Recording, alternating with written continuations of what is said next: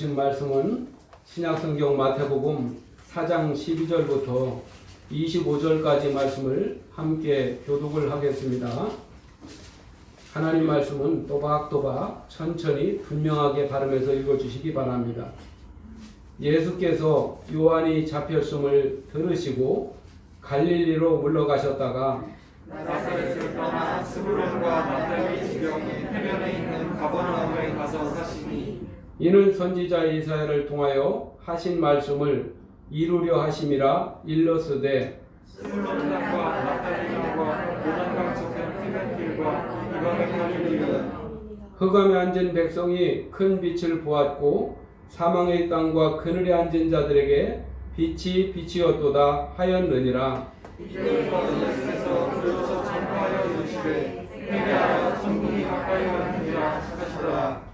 갈릴리 해변에 다니시다가 두 형제 곧 베드로라 하는 시몬과 그의 형제 안드레가 바다에 그물 던지는 것을 보시니 그들은 어부라. 말씀하시되 나를 따라오라. 내가 너희를 사람을 잡는 어부가 되게 하리라 하시니 그들이 곧 그물을 버려두고 예수를 따르니라. 거기서 또 가시다가 다른 두 형제 곧 세베대의 아들 야고보와 그의 형제 요한이 그의 아버지 세베대와 함께 배에서 금을 묶는 것을 보시고 부르시니 그들이 곧 배와 아버지를 버려두고 예수를 따르니라. 예수께서 갈릴리에 들어다니사 그들의 회당에서 가르치시며 천국 복음을 전파하시며 백성 중에 모든 병과 모든 약한 것을 고치시니 그의 소문이 온 수리아에 퍼진지라. 사람들이 모든 앓는 자, 곧 각종 병에 걸려서 고통당하는 자, 귀신 들린 자, 간질하는 자, 중풍병자들을 데려오니 그들을 고치시더라. 갈릴리와 데가볼리와 예루살렘과 유대와 요단강 건너편에서 수많은 무리가 따르니라. 아멘. 참다운 회개라는 제목을 가지고 은혜를 나누고자 합니다. 우리 성도님들이나 저나 하나님 앞에서 택함을 받았다라고 한다면 이 세상에서 더욱더 우리에게 가치가 있는 것은 없습니다. 모든 인생들에게 하나님이 택정을 받고 택함을 받았다는 것은 가장 최고의 복을 받은 것이지요. 지금 이 순간은 저와 우리들에게 굉장히 소중한 때입니다. 오늘은 예수님께서 읽었던 본문에 보면 본격적인 공생의 사역의 때에 대하여 깨닫고, 그렇다면 나에게 주시는 이 회개의 때가 내 인생 가운데 언제일까? 회개란 도대체 무엇일까? 나는 지금 회개를 하고 예수를 믿는 것일까? 아니면 나는 회개의 경험이 전혀 없는 것일까? 오늘 깨닫고 은혜 받으셔야 됩니다. 회개는 모든 종교에서 사용하는 단어가 아니에요. 유일하게 기독교에서만 사용하는 단어가 회개, 헬라 말로는 메타노니아라고 합니다. 죄를 뉘우치고 하나님께로 돌아오는 것을 회개라고 합니다. 외형적, 내면적으로 동시에 나타나는 현상이 회개입니다. 기독교 안티사이트에 제가 들어가 봤습니다. 그들이 올린 글에서 회개를 검색하고 그 사람들이 말하는 회개가 무엇인가를 봤습니다. ZZZ라는 그런 안티크리스찬이 이런 말을 올렸어요. 개독들은 자기들은 회개를 하지 않고 오직 세상에만 회개하라고 적용시키는 몰염치 쓰레기들이다. 두 번째, 예루살렘의 딸들아 나를 위하여 울지 말고 너와 너희 자녀를 위하여 울라. 오지랖 떨지 말고 남을 탓하지 말고 네 자신을 제대로 판단해보라. 남을 판단하기에 혈안이 되어 있는 네 모습은 참 처량하구나. 이게 두 번째 사람이 올린 거고, 세 번째 사람은 주여 주여 하는 네가 과연 주님을 알기는 알고 있느냐?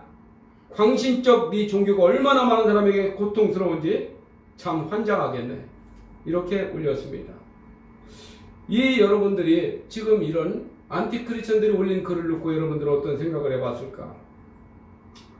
이 기독교의 회개에 대한 글을 이 사람들이 써는 것을 보니까 이 사람들은요, 교회 예수에 대해서 전혀 모르는 사람이 아니더라 이겁니다. 상당히 기독교에 알고 있고 평상시에 예배 생활을 했던 분들이 어떠한 사유였든지 간에 상처를 받고 교회를 떠나서 이렇게 안티크리스천이 되었다는 것을 알 수가 있습니다. 이런 글을 쓰는 사람들이 전부 다 틀렸다, 이렇게 정죄하는 자세는 바르지 않습니다. 우리의 신앙생활은 완전하지 못한 것임을 아시고 부족함을 스스로 인정을 하여야 하고 겸손한 마음과 자세로 우리는 변화가 필요한 존재라는 것을 날마다 깨달아가야 합니다. 기독교를 비판한 저 안티들에게 가장 치명적인 결함이라고 한다면 자기 우월주의에 빠져서 누군가를 비판하는 것을 즐기는 사악한 근성에 붙잡혀 있다는 것이 모두 심각한 것입니다.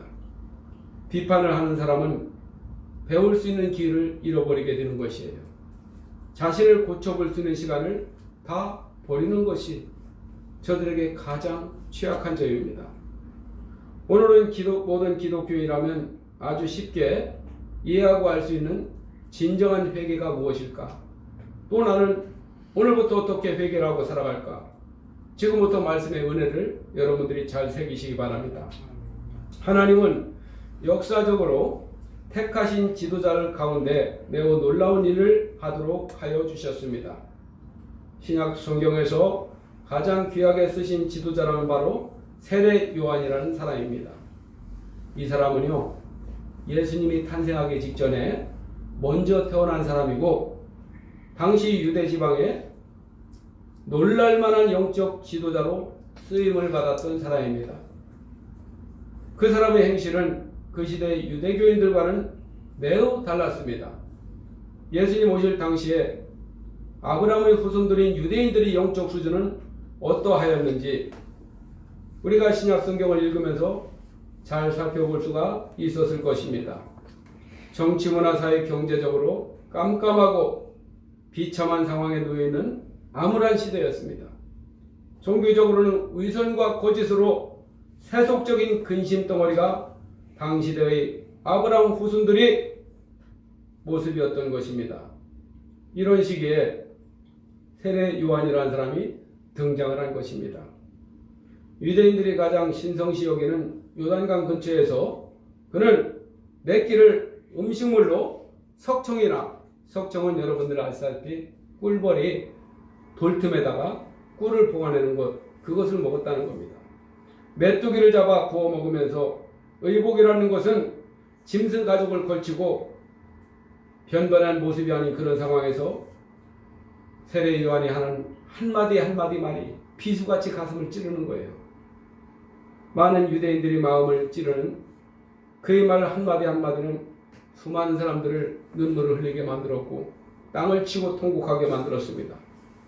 점점 더 많은 사람들이 입소문으로 세례 요한의 위상에 대해서 이제는 그 물을 함부로 비판할 수가 없을 정도로 유대 사이에 팽배하게 영적인 거장으로 그를 하나님은 축복하시고 세워놓으셨습니다.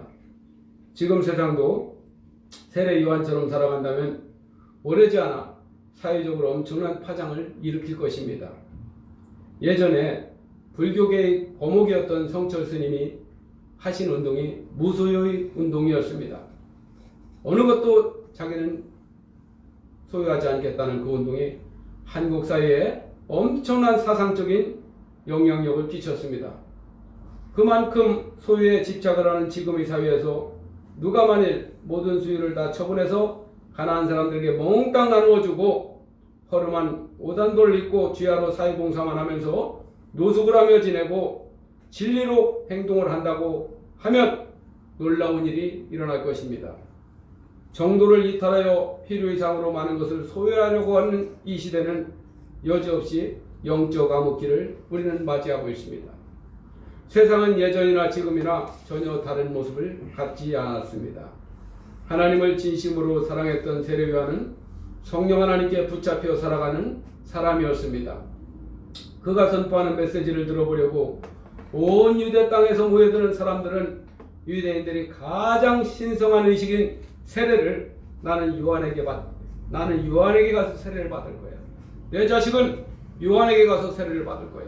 저런 바리새인과 종교 지도자 위선자들에게 세례를 받지 않을 거야. 이러면서 이 엄청난 사람들이 왜 같이 줄을 여기서부터 최소한 저 무학제 고개 너머까지 줄을 그냥 새카맣게 서가지고 요단강으로 몰려드는 그 사람들을 여러분들 한번 상상을 해보세요. 이 모든 사람들이 눈물을 줄줄 흘면서 눈을 닦으면서 이 모습이야말로 진정한 회개의 영적 부흥의 현장이었습니다. 회개는 이토록 하나님 말씀에 비수와 같이 찔림을 받아야 가능합니다. 지식적으로 깨우친 말씀이 아닙니다. 마음을 찢고 깊이 박힌 하나님의 말씀은 절대로 사람을 그냥 두지 않습니다. 그 마음이 너무 아파서 애통을 하게 돼 있고 울며 불며 썩은 자신의 양심을 그대로 확인을 하고 하나님께 땅을 치고 호소하게 되어 있습니다. 여러분도 이런 경험이 있습니까? 주님, 나를 고쳐주옵소서. 이 병든 나를 고쳐주시옵소서. 세례 요한은 자신은 바로 뒤에 오실 그분에 비하면 아무것도 아닌 존재요, 자신은 그분이 오심을 증거하는 역할만 할 뿐이라고 이야기를 했습니다. 그리고 자기 뒤에 오시는 그분은 선지자 이사야가 하신 말씀을 그대로 너희들에게 이루어줄 분이 진짜 메시아가 오신다고 소개하였습니다. 이사야가 광야에 외치는 자의 소리가 있어서 이르되 너희는 주의 길을 준비하라, 그가 오실 길을 곧게 하라 하셨느니라고 세례 요한은 매일같이 수천 명 수만 명에게 이사야의 말을 전하면서 오실 예수 그리스도에 대해서 모든 관심을 집중시켜 놓았던 사람이 당시대의 세례 요한입니다. 예루살렘에서부터 온 유대 지방에서 요단강 사방으로 요한에게 나와서 자기들의 죄를 잡아가기 시작하였습니다. 놀라운 영적 부흥의 대역사가 최초로 예수님이 공생의 사역 직전에 시작이 된 것입니다. 얼마나 강력한 역사가 일어났는지요. 유대교 지도자들까지 마음의 찔림을 받아서 요단강으로 몽땅 몰려오고 말았습니다.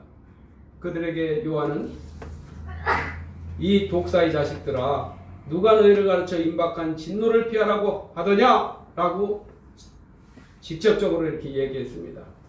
우리한테는요, 팔레스타인 지방에는 독사가 굉장히 많아요. 사막 지역이고 건조한 땅이라. 우리말로 한다면 유튜브로 방송을 듣는 분들도 이해를 해주시기 바랍니다.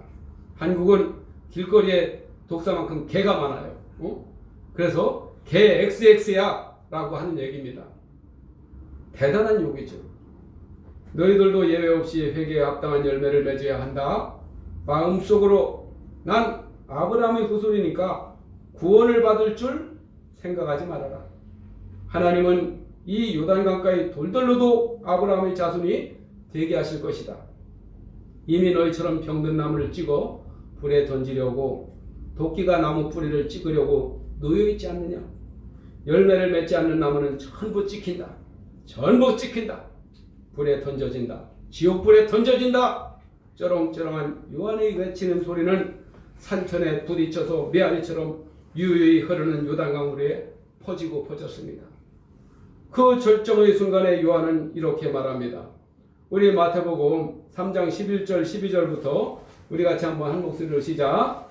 나는 너희로 회개하기 위하여 물로 세례를 베풀거니와 내 뒤에 오시는 이는 나보다 능력이 나는 그의 세례를 그는 성령과 불로 너에게 세례를 베푸실 것이요 손에 귀를 들고 자기 가장마당을 정하게 하사 아이곡은 모아 목간에 들이고 쭉정이는 꺼지지 않는 불에 배우리라. 아멘. 여러분, 키를 본 일이 있습니까? 우리 이 키라는 것이 이거예요. 못 보신 분들은 제가 설명을 해드리겠습니다. 손잡이가 이 부분이고 여기다가 알곡과 껍데기와 아니면 조금 덜 여문 모든 공유 씨앗들을 담아가지고 키즈를 이렇게 하는 거예요. 키즈. 그러면 이 가벼운 것은 이쪽으로 가고 무거운 것은 이쪽으로 모여듭니다. 그래서 가벼운 것이 다 날아가고 나면 이 안에 있는 것만 자료에다가 담는 것이 키질입니다. 굉장히 오래된 농기구고 지금도 유용하게 쓰이고 있습니다. 알곡과 가라지를 구별하는 것에 이것처럼 유용한 것은 없습니다. 참다운 회개는요, 바로 키질을 당하고 있는 알곡들이라고 봅니다. 우리 심령에 있는 가라지들이 전부 바람에 날아가고 알곡만 남게 되는 것입니다. 대부분의 사람들이 불신자들이 가라지이기 때문에 내 주변에서 다 날아가고 기독교인들만 내 주변에 모여 있으면 난 알곡이라고 스스로 착각을 하고 있는데 이것은 자기 중심적인 잘못된 해석을 하고 있는 것입니다. 우리 교회에서 지난 몇 주 동안 복음의 7대 연합에 대해서 배웠습니다. 우리 마음이 변화를 받는 것이 내가 예수님 안에서 살아간 존재로 거듭나는 것임을 알았습니다. 내 마음속에 불에 태워야 할 가라지가 얼마나 많이 있습니까? 인정하시는 분은 아멘 해보세요. 아멘이 안 되는 분들은 아직도 자신의 마음속에 알곡같이 좋은 것만 가득하다고 지금 착각을 하고 있는 것입니다. 참된 회개를 하고 나서 즉 내 안에 가라지를 전부 다 버리고 온전히 알곡으로 살기를 결정하고 세례를 받는 거예요. 저는 지금 우리 김우진 성도님 위해서 간절히 기도를 하고 있어요. 부활절에 우리 우진 성도님에게 있는 가라지들이 전부 불에 태워지고 날아가 버리고 저희 심령에 알곡만 가득 채워져서 모든 성도들이 지켜보는 앞에서 이 앞에서 세례를 받기를 소망하고 하나님께 기도하고 있습니다. 저는 농촌에 살아서 해마다 이때쯤 되면 이 벽시 알곡을 물에 담아 신나락이라고 해서 모짜리를 만듭니다. 입춘이 지나서 3월 중순이 되면 작년에 보관했던 종자씨를 큰 함지박 다래에다가 물을 가득 채워서 알곡을 집어넣고 저으면 여지없이 그렇게 알곡만을 담은 줄 알았는데 또 가라지가 뜹니다. 가라지를 전부 걸러내고 알곡을 물에 팅팅 불려가지고 따뜻한 아루목에다가 가만히다 집어넣으면 거기서 싹이 하얗게 뜹니다. 그런 아버지랑 같이 이걸 지게로 짊어지고 가서 논의 못자리에다가 이 벽실을 뿌리고 비닐로를 덮어놓으면 거기서 50일 동안 성장해가지고 벼가 이만큼 커지면 전부 모를 짜다가 그걸로 모내기를 줄 맞춰서 심는 거예요. 그것을 평생 어렸을 때부터 해왔기 때문에 너무나도 저는 우리 마태복음 4장에서 이 본문이 이해가 되는 겁니다.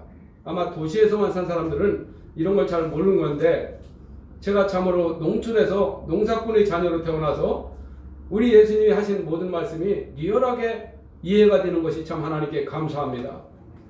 우리는 이 세상에서 알곡으로 지정을 받은 씨앗들입니다. 하나님은 우리를 썩어져 다른 열매를 많이 맺어야 하는 참된 종자로 사용하시기 위해서 우리를 부르셨습니다. 여기에 모두가 종자가 되기를 바랍니다. 만일 종자씨가 되지 못하면 심어져서 농부의 손길에 의하여 성장하는 것은 불가능할 것입니다.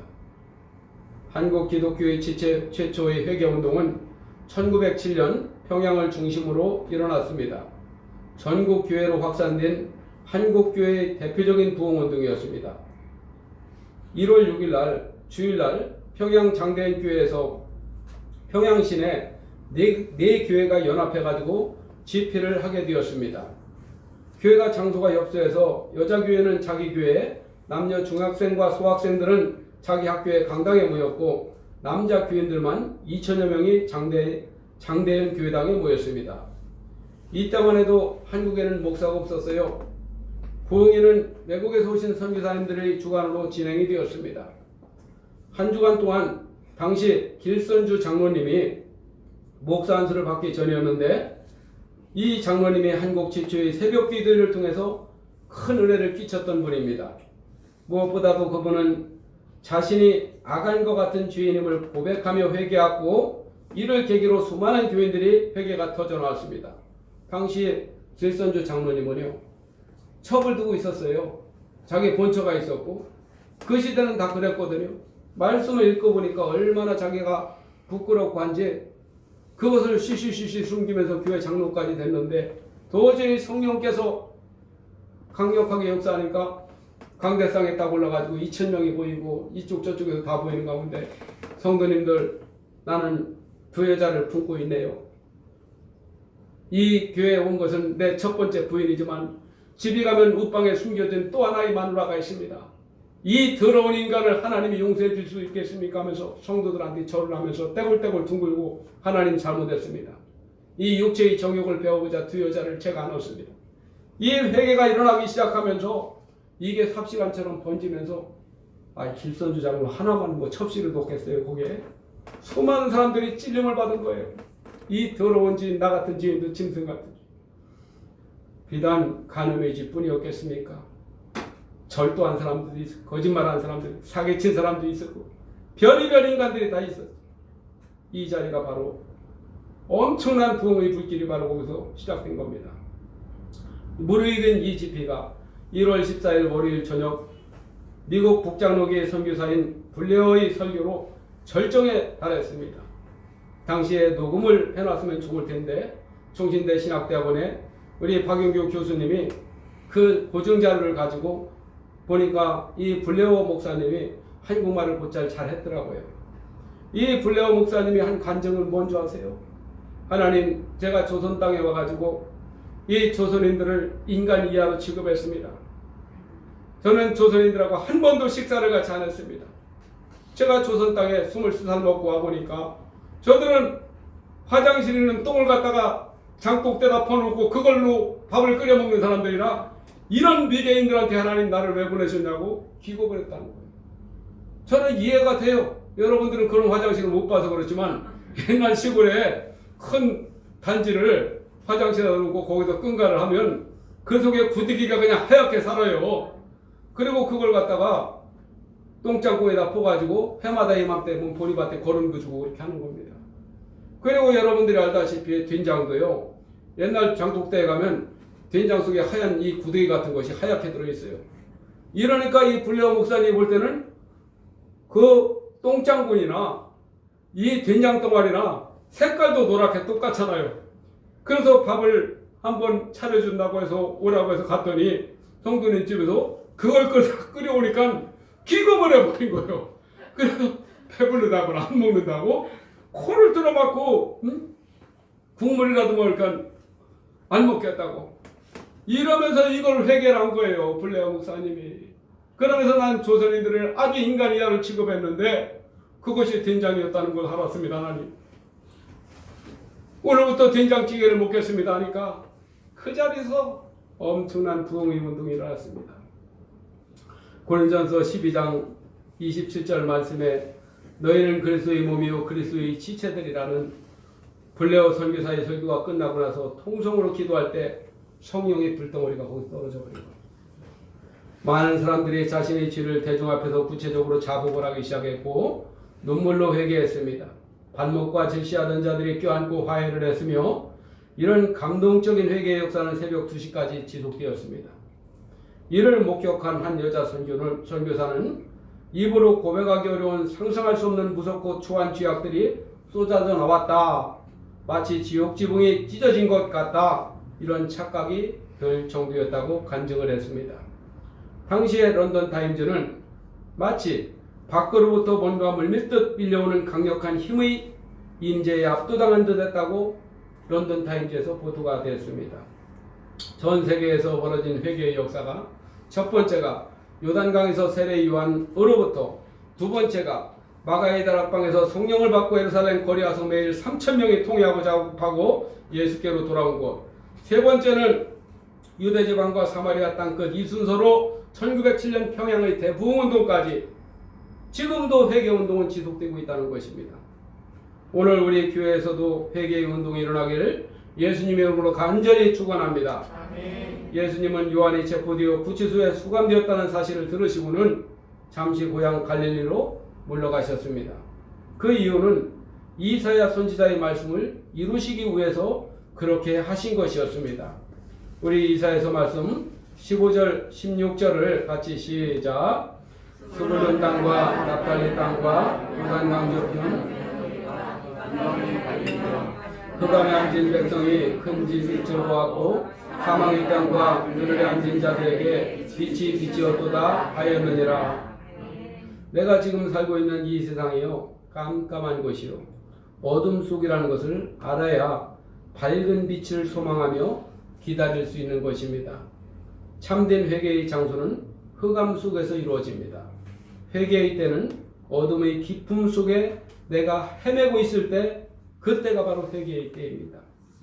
세상이 죽음의 땅이요 아무런 소망이 없는 절망의 탄식 소리가 온 땅에 덮여있는 지금 이 시기가 바로 참된 회개의 때인 것입니다.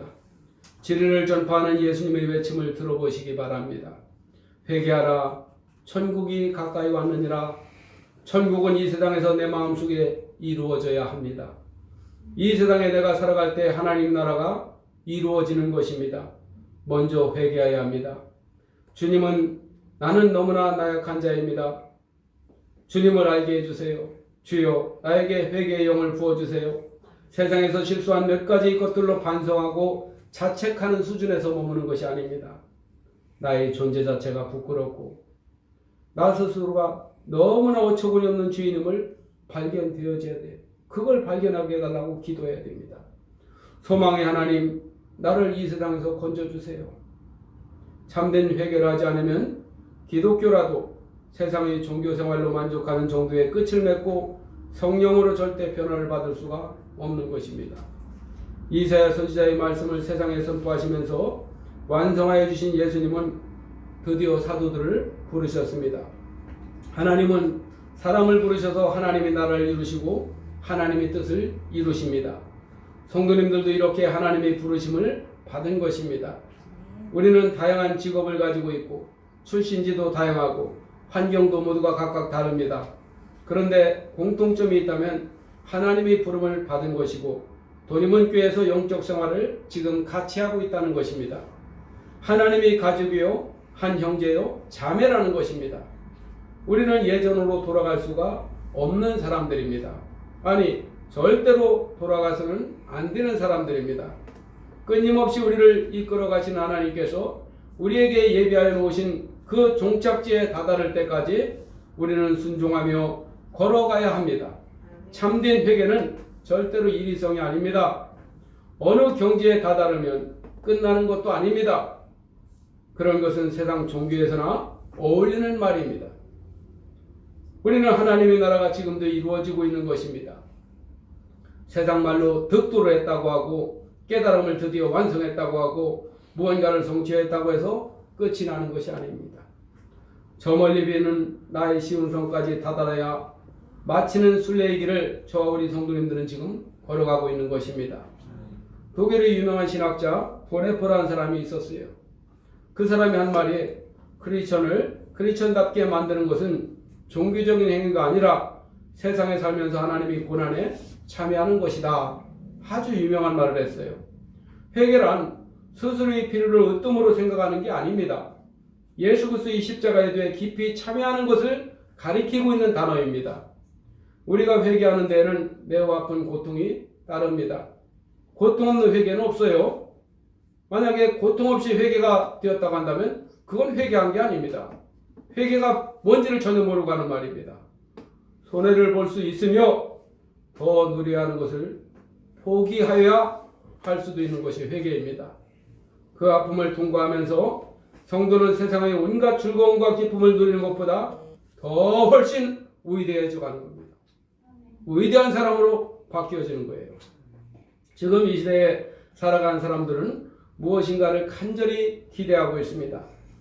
너무나 육체적으로, 경제적으로, 사회적으로 고통스러운 이 상황 속에서 무엇이 옳으냐, 그르냐를 판단해서는 안 됩니다. 우선 이 고통을 이겨내야 합니다.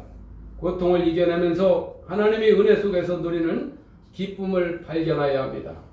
진정한 회개, 참된 회개는 반드시 고통을 이겨내면서 새로운 가치를 발견하는 것입니다.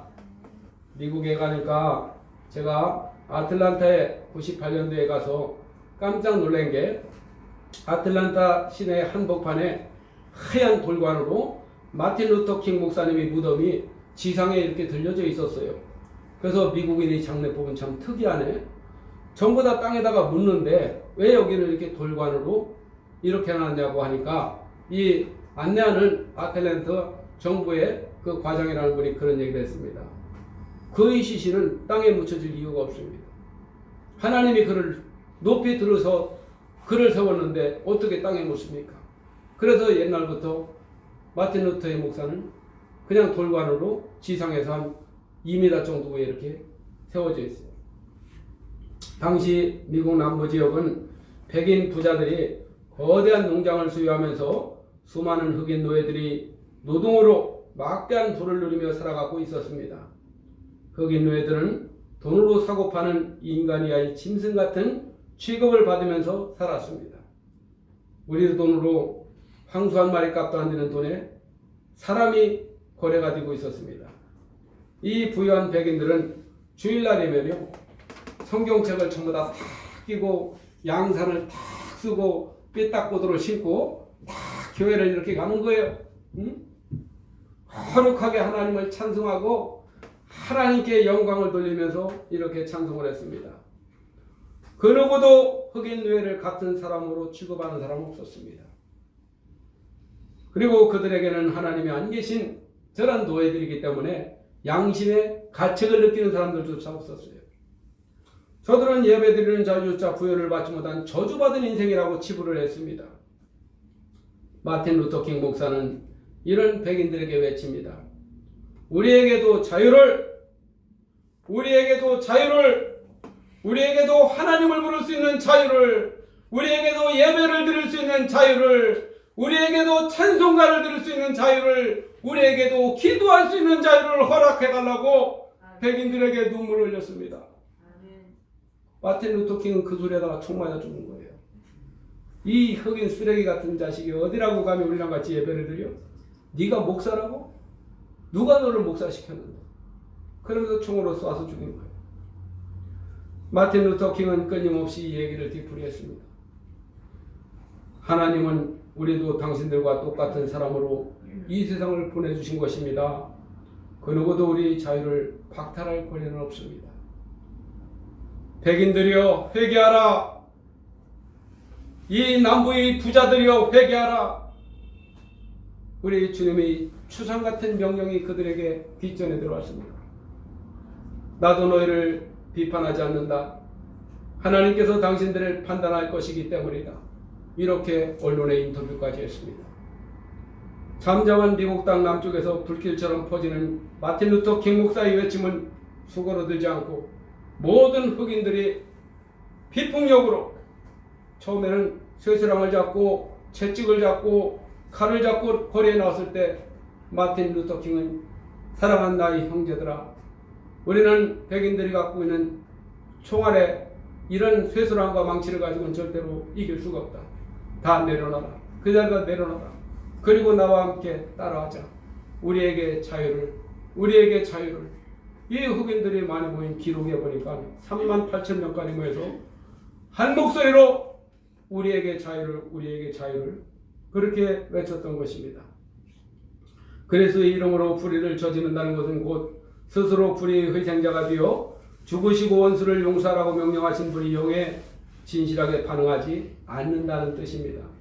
예수님이 그랬던 것처럼 자기 목숨을 버려 남들을 자유롭게 하는 이들은 참다운 기독교 신앙을 실현해내고 있는 것입니다.